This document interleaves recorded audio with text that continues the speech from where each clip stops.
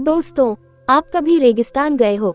चलो मान लेते हैं गए होंगे, अगर नहीं भी गए होंगे तो टीवी पर या फिल्मों में जरूर रेगिस्तान देखा होगा और इस बात पर भी ध्यान दिया होगा कि रेगिस्तान में ज्यादा हरे भरे पेड़ पौधे नहीं होते। हाँ, होते भी है तो कांटों वाले और कैक्टस टाइप के छोटे छोटे पौधे या झाड़ियाँ होती है। यह सारी बातें हम आपको क्यों बता रहे हैं, इनका आज की कहानी से क्या वास्ता? जी बिल्कुल वास्ता है। आज की कहानी ऐसे ही एक कैक्टस के बारे में है। चलो पढ़ते हैं आज की कहानी। एक बहुत बड़े रेगिस्तान में एक कैक्टस का छोटा सा पौधा था। उसकी कुछ दूर ही एक बहुत सुंदर गुलाबी रंग का गुलाब का पौधा था।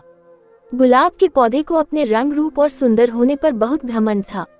चलो, अपने रंग रूप और अच्छा दिखने पर घमंड होता तो भी ठीक था, मगर उसे न जाने क्यों कैक्टस के पौधे से बेवजह की नफरत थी, जो वह बार बार कैक्टस को ताने सुना कर बयां करता रहता था।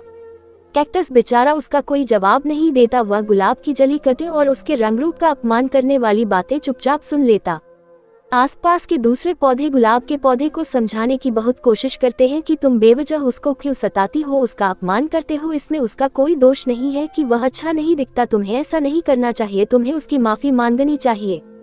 मगर घमंडी गुलाब कहाँ मानने वाला था, उस पर दूसरे पौधों के समझाने का कोई भी असर नहीं होता।